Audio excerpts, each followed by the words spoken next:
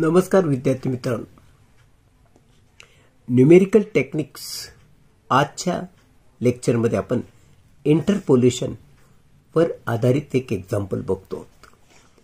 Example type महत्वाचा आहे, नीट समजून घ्या.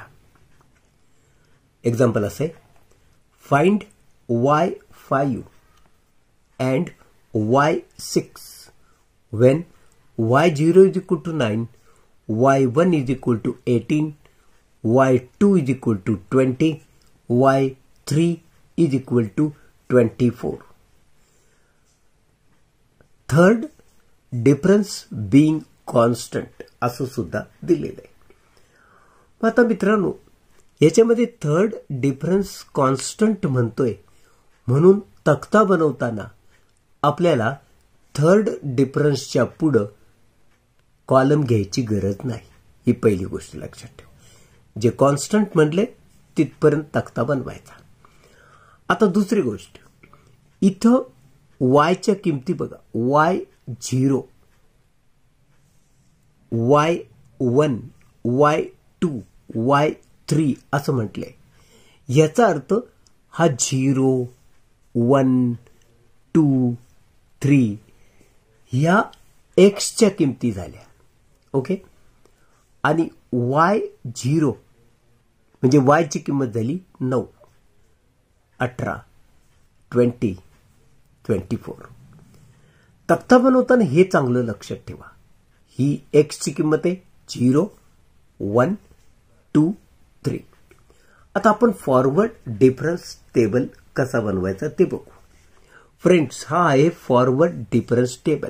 हा ह्याचा पहिला रकाना एक्सचा कॉलम बनवायचा, दुसरा वायचा कॉलम बनवायचा, तिसरा delta y, delta square y, delta cube y, असं आपण पुढे जात असतो.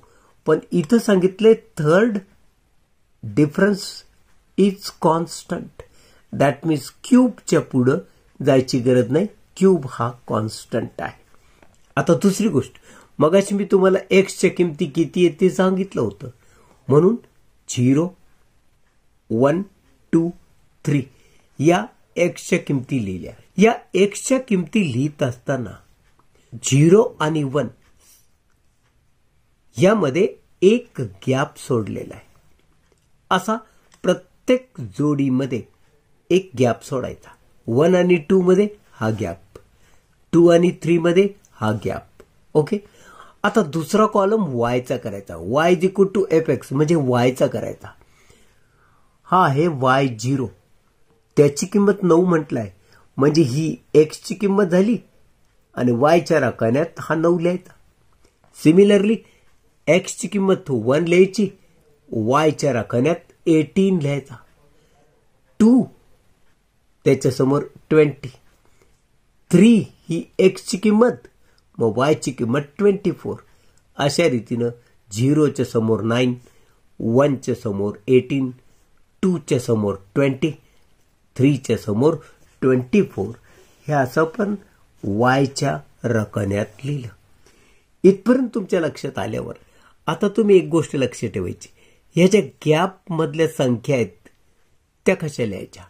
तर 18 मधून 9 वजा करायचे, पुढच्या संख्येतून मागची संख्या वजा केली तर जी वजाबाकी येते ती या दोघांच्या मधल्या गॅपमध्ये लिहायची. 18 मायनस 9, 9.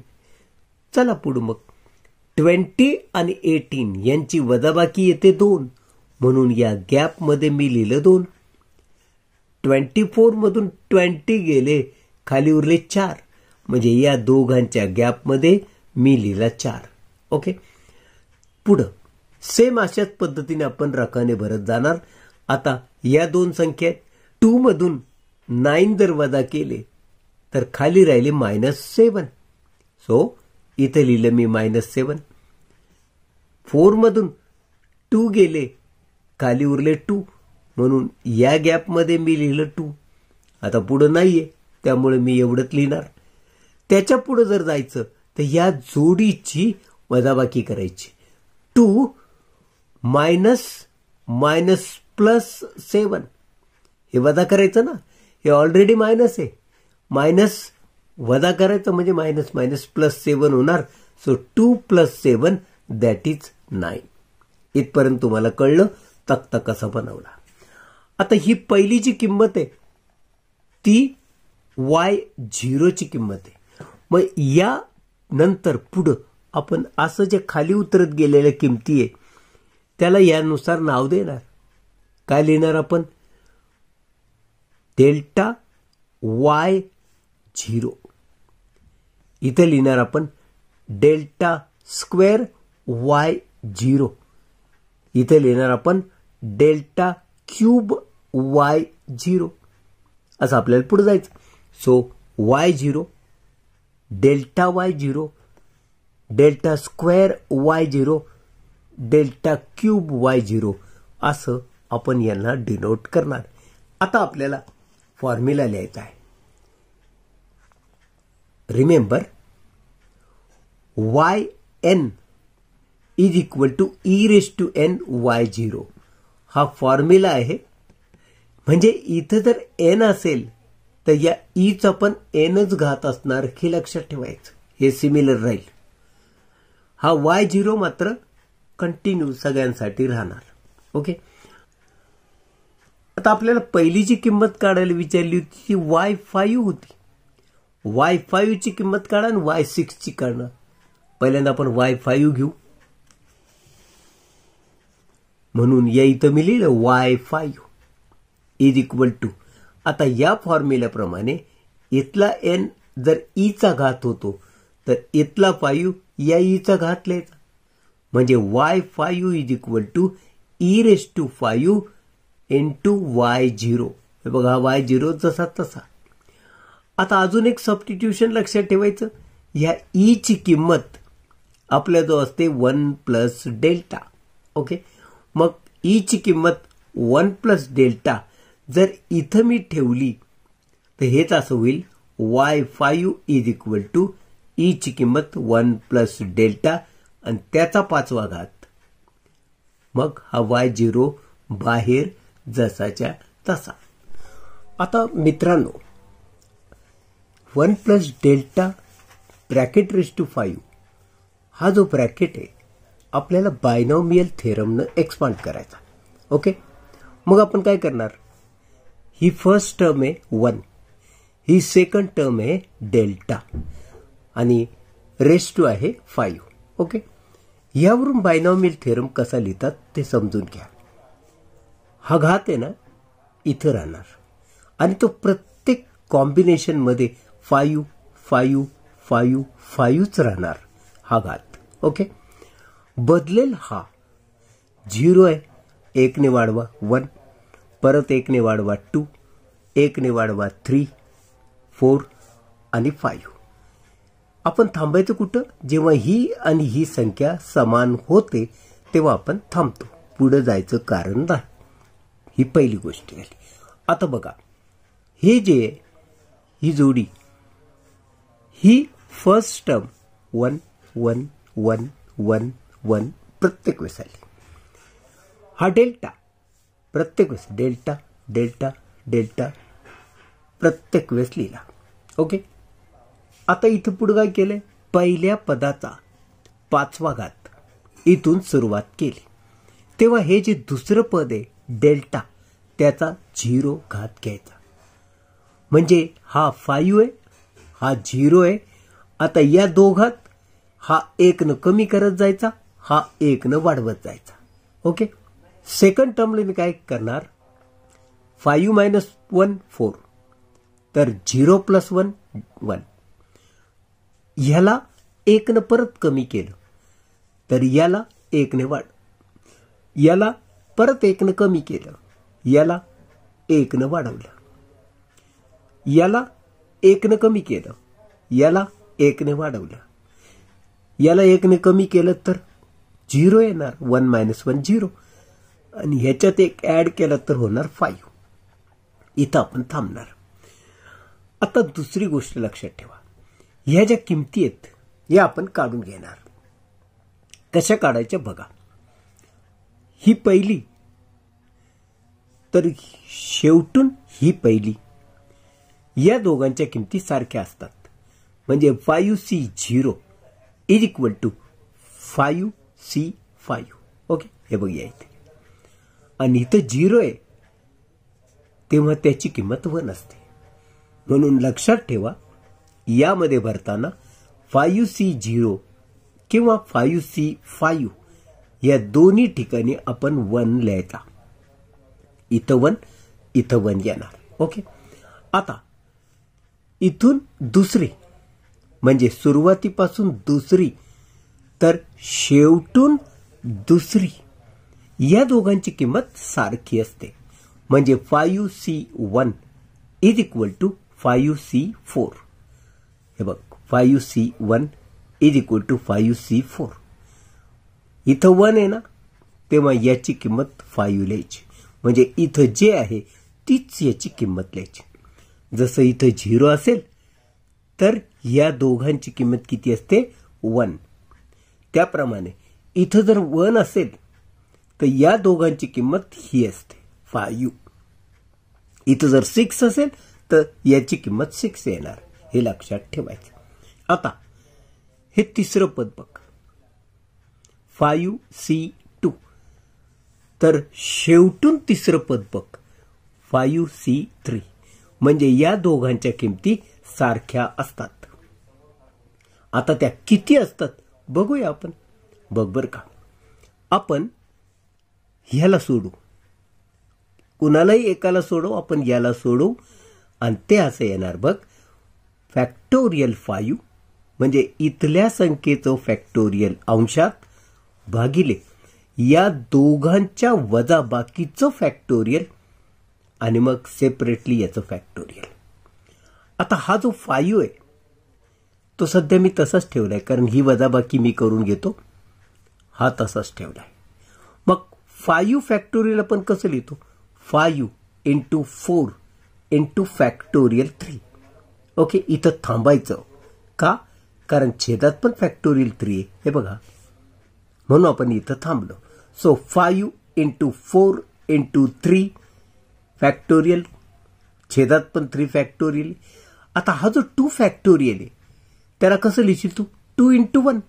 आता फॅक्टोरियल 3 आणि फॅक्टोरियल 3 अंशा छेदातला झाले कट. म्हणजे हे झाले 4 × 5 = 20, बे 1 बे. आता ह्याला जर भागलं तर भागाकार येतो 10. तर या दोन किमती, या दोन किमती आणि फायनली या दोन किमती लक्षात ठेव, 1, 5 आणि 10. प्रत्येक ठिकाणी एकाचा 5 घात, एकाचा 4 घात, एकाचा 3, एकाचा 2, 1 आणि 0. एकाचा कितीही घात असो तो एकच असतो. म्हणजे या प्रत्येक ठिकाणी इथून पुढं तू 1, 1, 1च लिहिणार. आता याचं बघ, कोणत्याही संख्येचा 0 जर घात असेल तर त्याचीही किंमत 1 असते. म्हणून इथं राहील 1. हा डेल्टा रेज टू 1 आहे म्हणजे डेल्टाच राहील. Delta square, delta cube, delta 4 आणि डेल्टा 5 हे ॲज इट इज राहतील. ओके, आता इथून सुरुवात कर. याची किंमत आपण किती म्हणालो? 1. हे बघ, या इथं लिहिलंय 1. म्हणजे हा 1, एकाचा 5 घात सुद्धा 1 आणि कोणत्याही संख्येचा 0 घात त्याची पण किंमत 1. म्हणजे याच्याऐवजी तू काय लिहिशील? 1 × 1 × 1. हे बघ, 1 × 1 × 1. आता 5C1 याची किंमत किती होती? 5. म्हणून इथं तू लिहिशील 5. याचा 4 घात 1च असतो आणि इथं लिहिशील डेल्टा. म्हणजे 5 × 1 × डेल्टा. याच्याऐवजी तू लिहिशील 5 × 1 × डेल्टा. याची किंमत बघ, 5C2 याची किंमत आपण सोडवली होती, ती आली 10. ओके, म्हणजे याच्याऐवजी येणार 10. एकाचा घन एकच असतो, हा डेल्टा स्क्वेअर. इथं काय लिहिशील तू? 10 × 1 × delta square. 10 into 1 into delta square. पुढची ही संख्या आहे 5C3. याची किंमत किती लिहिली आपण? 5C3 ची किंमत पण 10च लिहिली. म्हणून याच्याऐवजी तू 10 लिहिशील, 1चा स्क्वेअर म्हणजे 1च लिहिशील आणि डेल्टा क्यूब म्हणजे 10 इंटू 1 इंटू डेल्टा क्यूब याच्याऐवजी तू लिहायचं. बघ 10 इंटू 1 इंटू डेल्टा क्यूब. पुढं बघ हे 5C4 याची किंमत किती होती? हे बघ 5C4 ची किंमत 5 आहे. म्हणून इथं तू लिहिशील 5. एकाचा एक घात एकच असतो, डेल्टा रेस टू 4. मग हे कसं लिहिशील? 5 into 1 into delta raise to 4. आणि लास्ट ही टर्म याची किंमत 1 असते. हे बघ 5C5 ची किंमत 1. एकाचा 0 घात म्हणजे एकच. मग इथं तू लिहिशील 1 into 1 into delta raise to 5. 1 into 1 into delta raise to 5. आणि फायनली कंस पूर्ण करायचा आणि हा बाहेरचा y0 तसाच्या तसा लिहायचा. हा जसाच्या तसा लिहायचा. आता हा गुणाकार करून घे. 1 into 1 into 1 that is 1. 5 into 1 5 into हा डेल्टा म्हणजे 5 delta. 10 into 1 into delta square 10 into 1 10 10 delta square. हा 10 डेल्टा स्क्वेअर लिहिला. 10 into 1 that is 10 into delta cube म्हणजे 10 delta cube. 5 into 1 into delta raise to 4. आणि फायनली 1 इंटू 1 दॅट इज 1 आणि 1 into delta raise to 5 that is delta raise to 5. कंस पूर्ण करायचा. हा y0 बाहेर लिहायचा. आता मित्रांनो ह्या y0ने ह्या प्रत्येक टर्मला आपण मल्टिप्लाय करणार आहोत. मग y0 इंटू 1 म्हणजेच y0 plus 5 into delta into y0 plus 10 into delta square y0 plus 10 into delta cube into y0 plus 5 into delta 4 into y0 आणि finally delta raise to 5 into y0. म्हणजे प्रत्येक पदाला आपण y0 ने गुणून घेतलं. आता मित्रांनो फायनली आपल्याला काय करायचं? यांच्या किमती भरायच्या आहेत. हा 5 तर तसाच राहील, याची किंमत. हा 10 तसाच राहील, याची किंमत. हा 10 तसाच राहील, याची किंमत जी आपण तक्त्यामध्ये मिळवलेली आहे. आता आपल्या तक्त्यात डेल्टा 4 y0 याची तर किंमत नाही, म्हणून त्याच्याऐवजी 0 लिहायचा. डेल्टा रेस टू 5 y0 हे पण आपल्या तक्त्यात नाही, म्हणून त्याची किंमत 0 लिहिलेली आहे. तर हे बघा मित्रांनो, हा y0 त्याची किंमत 9 आहे. हा डेल्टा y0 त्याची पण किंमत 9 आहे. हा डेल्टा स्क्वेअर y0 त्याची किंमत आहे -7. आणि फायनली हा डेल्टा क्यूब y0 त्याची किंमत आहे 9. आता आपल्याकडे ह्याच्या पलीकडं डेल्टा रेस टू 4 y0 नाही आहे तक्त्यात. डेल्टा रेस टू 5 y0 हे पण आपल्या तक्त्यात नाही, म्हणून त्या दोनच्या किमती आपण 0 लिहिल्या. तर हे बघा y0 ची किंमत 9. हा 5 तसाच राहील, याची किंमत होती 9 इथं लिहिली. हा 10 तसाच राहील, याची किंमत आहे -7. हा 10 परत तसाच राहील, याची किंमत तक्त्यामध्ये होते 9 आणि या दोन किमती मी 0 0 लिहिल्या. मग हा गुणाकार केला आणि हे जर आपण सोडवलं तर फायनली आपल्याला हे मिळतं, म्हणजे y5 = 74. तर बघा आम्हाला y6 काढायचा आहे. म्हणजे मी इथं 6 लिहिला की ईचा पण 6 घात होणार. हा y0 मात्र तसाच राहणार. नंतर तुला हेही माहिती आहे की ईची किंमत असते 1 प्लस डेल्टा, त्याचा हा 6 घात. बाहेर हा y0 तसाच, म्हणजे कंसात 1 plus delta bracket raise to 6 y0 तसाच. फर्स्ट टर्म आहे 1, सेकंड टर्म आहे डेल्टा, घात आहे 6. तुला माहिती आहे पहिल्यांदा आपण कॉम्बिनेशन लिहितो, 6C0 पासून सुरुवात करतो. हा 6 आपण कुठून घेतला, हा घात. हा प्रत्येक वेळेस 6च राहणार हे तुला माहिती आहे. मगाशी प्रत्येक वेळेस आपण 5च ठेवला होता, हे लक्षात ठेव. आता इथं 0 लिहायचा असतो, मग हा एक एकने वाढवत गेलो आपण.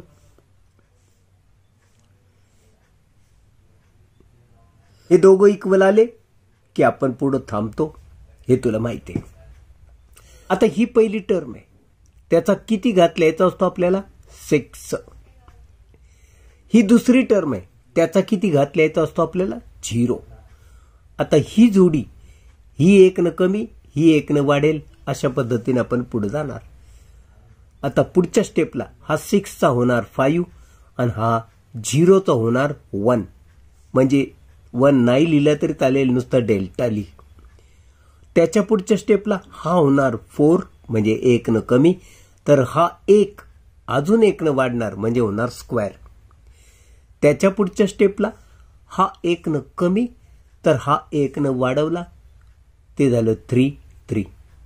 त्याच्या पुढं हा 1 न कमी करायचा, हा 1 न वाढवायचा. त्याच्याही पुढं हा 1 न कमी करायचा, हा 1 न वाढवायचा. आणि फायनली हा 1 न कमी केला म्हणजे 0, तर हा 1 न वाढवला म्हणजे 6.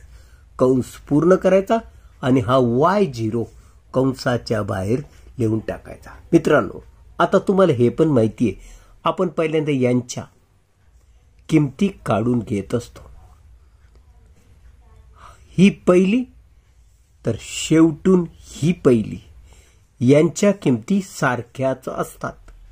म्हणून मी इथे लिहिलं 6C0 आणि 6C6, म्हणजे ही यांची किंमत 1 असते. का, कारण इथे जर 0 असला की या कॉम्बिनेशनची किंमत 1 असते, म्हणजे अर्थात याची पण किंमत 1च असणार, हे तुला माहित आहे. आता इथून दुसरी, तर शेवटून दुसरी, या दोनच्या किमती सारख्याच असतात. म्हणून मी तसं लिहिलं 6C1 is equal to 6C5. ही आणि ही यांच्या किमती किती असतात, तर इथं जर 1 असेल तर हीच किंमत याची असते, म्हणजे या दोघांची किंमत असणार 6. आता आपण जर पुढे गेलो तर तिसरी संख्या, इथून तिसरी पद, तर शेवटून तिसरं पद, या दोघांच्या किमती सारख्याच असतात. म्हणजे 6C2 is equal to 6C4. हे बघ, 6C2 is equal to 6C4. या दोघांच्या किमती सारख्या असतात, पण ही किंमत आपल्याला काढावी लागते. कशी काढणार, याला सोडव. कसं सोडवायचं, अंशात फॅक्टोरियल 6 लिहायचा, छेदामध्ये या दोघांच्या वजाबाकीचं फॅक्टोरियल लिहायचं, आणि मग सेपरेटली याचं फॅक्टोरियल लिहायचं. ओके, म्हणजे काय झालं, 6 मधून 4 गेला तर इथं उरणार 2. हा फॅक्टोरियल 6 आपण सोडवला, म्हणजे 6 × 5 × 4, 4 पाशी आपण थांबलो. का, कारण छेदात 4 आहे म्हणून इथं 4 पाशी मी थांबलो, फॅक्टोरियल दिलं. खाली ही वजाबाकी आली 2 आणि हा फॅक्टोरियल 4 छेदातला जसाच्या तसा. मग तुला हे पण माहिती आहे, फॅक्टोरियल 4 झाले कट. हा गुणाकार जर तू केला तर तो येतो 30, आणि याला जर सोडवलं तर 2 × 1 असं येणार, आणि 2 × 1 म्हणजेच 2. मग 2 न जर याला भागलं तर 15चा भाग जातो, आणि अशा रीतीनं 6C2 किंवा 6C4 या दोघांच्या किमती असतात 15. आता फायनली आपल्याला ही टर्म, आणि ती विशेष म्हणजे एकटीच आहे, 1, 2, 3 चौथी टर्म, सुरुवातीपासून चौथी टर्म, तर शेवटून चौथी कोण आहे बघ, 1, 2, 3 आणि 4 म्हणजे ही एकच आहे. मग ह्याची आपण किंमत काढली आणि ती किंमत आली बघ 6c3 इज इक्वल टू. कसं सोडवायचं? अंशामध्ये याचं फॅक्टोरियल लिहायचं, छेदामध्ये यांच्या वजाबाकीचं फॅक्टोरियल लिहायचं आणि मग हा फॅक्टोरियल सेपरेट लिहायचा. मग ह्याला जर आपण फॅक्टोरियल नोटेशनला सोडवलं तर कसं लिहिणार आपण? 6 × 5 × 4 × फॅक्टोरियल 3. इथं का थांबलो? कारण छेदात फॅक्टोरियल होता, मग तो मला जसाच्या तसा लिहायचा आहे आणि हा फॅक्टोरियल 3 आणि हा फॅक्टोरियल 3 शेवटी कट करायचा आहे, म्हणून मी इथं थांबलो. आता ही वजाबाकी येते फॅक्टोरियल 3. ओके, मग आता आपण याला पण जर सोडवलं तर काय होईल बघ. हे आपण तर कट करून टाकलं. 6 × 5 × 4 एवढं शिल्लक राहिलं, मग ते लिहिलं. या फॅक्टोरियल 3ला जर आपण सोडवलं तर आपण काय लिहिणार? 3 × 2 × 1. हे बघ, आता हे कॅन्सल करायचं तर कसं करशील? 3 × 2 हा गुणाकार येतो 6 आणि हा 6 कट, म्हणजे अंशात उरलं फक्त 20. 5 × 4 20 आणि छेदात तर 1 आहे, तो लिहायची गरज पण नाही ह्याच्या, म्हणजे याचं उत्तर येणार 20. म्हणजे 6c3 ची किंमत येणार 20. यांच्या किमती तुला मिळालेल्या आहेत, त्या किमती या फॉर्म्युल्यात इथं तू भरायच्या आहेत. मग तू कसं लिहिशील? y6 is equal to. आता याच्या बाबतीतही तुला माहिती आहे 1चा कितीही घात असला तर ती संख्या 1च असते, हे तुला माहिती आहे. आता कोणत्याही संख्येचा 0 घात असला तर त्याचीही किंमत 1 असते, हेही तुला माहिती आहे. म्हणून 1 × 1 × 1 असं याच्याऐवजी लिहायचं. मग याची किंमत किती? तू पाहिलंस, त्याची किंमत आहे 6. याची किंमत तर 1च आहे, हा डेल्टा तसाच. याची किंमत येते 15. हा 1 आहे, हा डेल्टा स्क्वेअर आहे. याची किंमत येते 20. हा 1 चा क्यूब 1च, डेल्टा क्यूब. याची किंमत येते 15. 1 चा स्क्वेअर 1, डेल्टा रेज टू 4. याची किंमत येते 6. 1 चा 1, डेल्टा रेज टू 5. आणि फायनली याची किंमत 1. 1 चा 0 1च, डेल्टा रेज टू 6. बाहेर y0. तर मी या किमती लिहून टाकतो.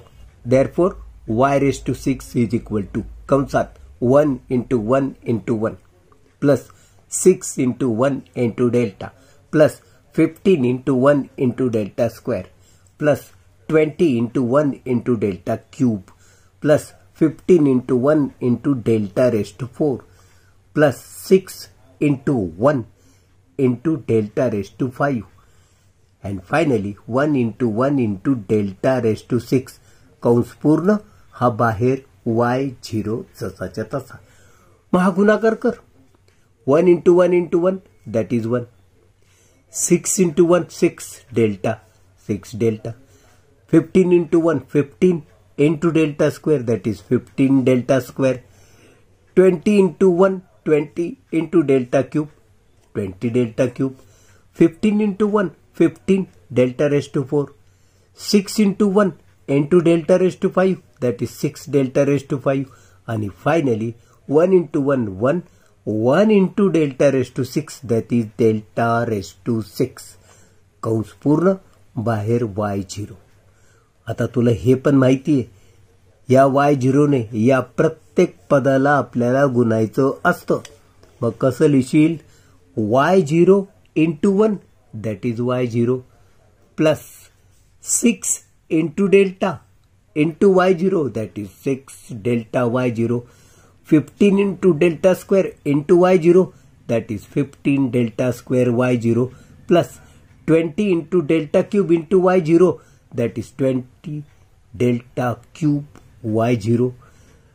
या y0 ने याला गुण. 15 into delta raised to 4 into y0 that is 15 delta raised to 4 y0.